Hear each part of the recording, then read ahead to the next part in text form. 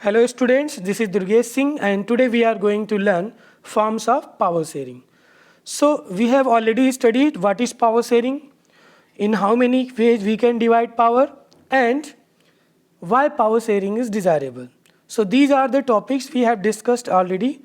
So horizontal division of power and vertical division of power ये हम लोगों ने पहले ही पढ़ लिया था. We have already studied this.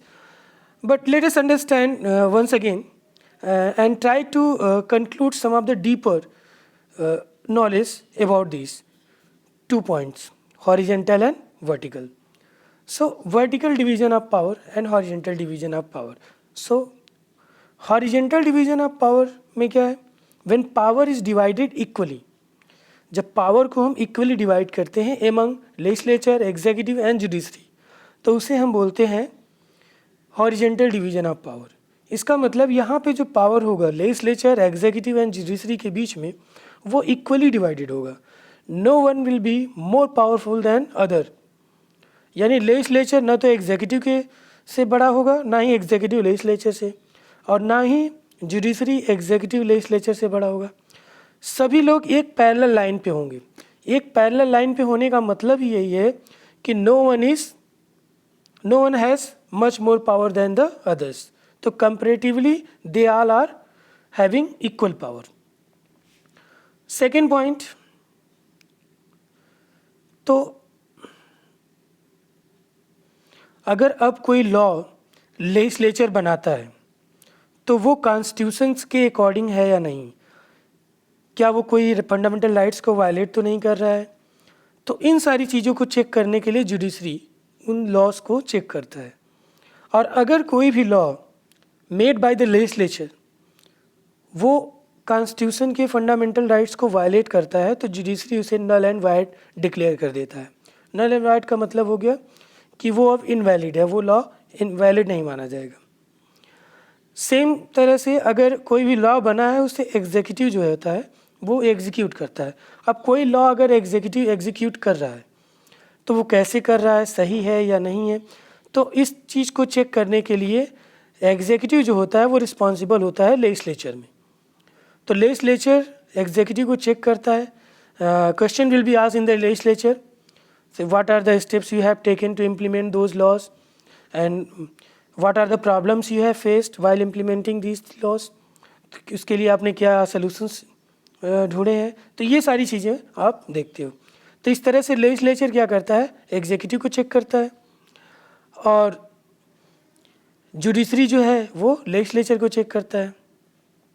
तो executive are responsible in legislature and judiciary check the laws made by the legislature. अब जुडिशरी जो है वो एग्जीक्यूटिव के द्वारा अपॉइंट होते हैं, जैसे प्रेसिडेंट अपॉइंट करते हैं on the advice of prime minister and chief justice of India. लेकिन फिर भी ये इंडिपेंडेंट होते हैं. Even the executive is involve in the process of appointment of the जजेस, बट ये इंडिपेंडेंट होके काम करते हैं जुडिशरी. तो लॉज ये एक दूसरे को आप देखो तो लेजिस्लेचर, एग्जीक्यूटिव एंड जुडिशरी एक दूसरे को क्रॉस चेक कर रहे हैं. अगर मान लो जुडिशरी जो है किसी लॉ को वायलेट करता है, कॉन्स्टिट्यूशन को वायलेट करके कोई काम करता है, तो उसके लिए लेजिस्लेचर उनके ऊपर क्वेश्चन कर सकते हैं. यानी लेजिस्लेचर में उनके खिलाफ इम्पीचमेंट पास हो जाएगा और उन्हें रिज़ाइन करना पड़ेगा अगर इम्पीचमेंट पास हो गया तो.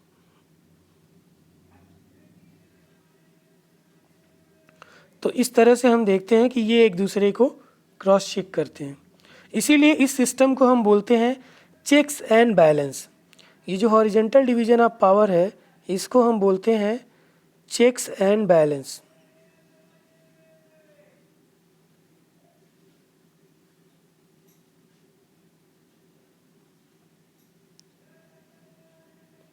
ठीक.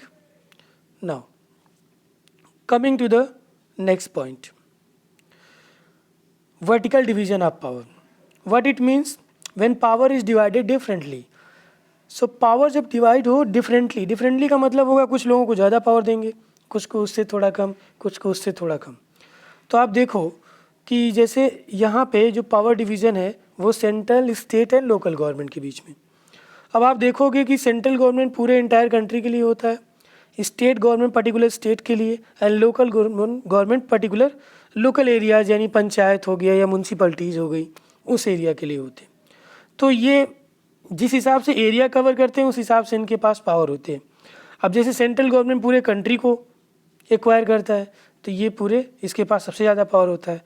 देन स्टेट गवर्नमेंट के पास ज़्यादा एरिया है, देन लोकल गवर्नमेंट के पास। अगर इन टर्म्स ऑफ पॉपुलेशन भी देखो तो भी सेंट्रल गवर्नमेंट 130 करोड़ पीपल्स के लिए, स्टेट गवर्नमेंट पर्टिकुलर स्टेट में अगर यूपी की बात करें 23 करोड़, देन लोकल गवर्नमेंट। तो इस तरह से पावर इनके बीच में डिफरेंटली डिवाइडेड होता है, यानी सबसे सुप्रीम सबसे ज़्यादा power central government, then state government, then local government. So when power is divided differently, इसे हम बोलते हैं these are called vertical division of power. तो ये हो गया। अब ये इंस्टीट्यूशंस में भी आप देख लो, जैसे मान लो स्कूल है तो स्कूल में भी आप देखोगे एक हायरार्की होती है। जहाँ पे भी आपको हायरार्की दिखेगी वहाँ पे देखोगे एक व्यक्ति होगा जिसके पास सबसे ज़्यादा पावर होंगे, फिर उससे नीचे, फिर उससे नीचे। तो इस तरह से पावर का डिस्ट्रीब्यूशन होता है। तो एक जो ओनर होता है, जैसे कंपनी है, कंपनी का एक ओनर होगा तो उसके पास सबसे ज़्यादा पावर होंगे ओनर के पास, देन उसके बाद नीचे, फिर उसके नीचे, फिर उसके नीचे, इस तरह से वर्कर तक एक हायरार्की जाती है। तो ये था पूरा vertical division of power and horizontal division of power. आप इसको फैमिली में भी देख सकते हो। फैमिली में भी आपको एक हायरार्की दिखेगी। जैसे कि मान लीजिए आपके यहाँ सब सुप्रीम लीडर में जैसे जनरली जो होते हैं मेल डोमिनेंस हमारी सोसाइटी है, तो उसमें फादर मेजर डिसीजंस लेते हैं। तो सबसे ज़्यादा पावर किसके पास हो गया? फादर के पास। देन उसके बाद मदर के पास, है ना। अगर आपसे कोई बड़ी सिस्टर है तो देन सिस्टर, देन यू। तो इस तरह से एक फैमिली में भी हायरार्की होती है। अब अगर आपके फादर के फादर अभी जिंदा है यानी ग्रैंडफादर, तो उनकी भी वो सबसे ऊपर हो जाएंगे हायरार्की में। तो इस तरह से आपको पावर का डिस्ट्रीब्यूशन फैमिली में, किसी ऑर्गेनाइजेशंस में, स्कूल्स में, हर जगह आपको देखने को मिलेगा।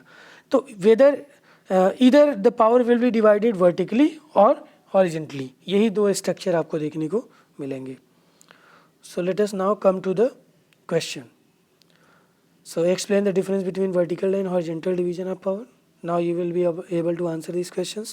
What is the horizontal division of power and what is vertical division of power? So एक वैल्यूएट क्वेश्चन है, वैल्यूएटेड, इसको भी आप कर लीजिएगा.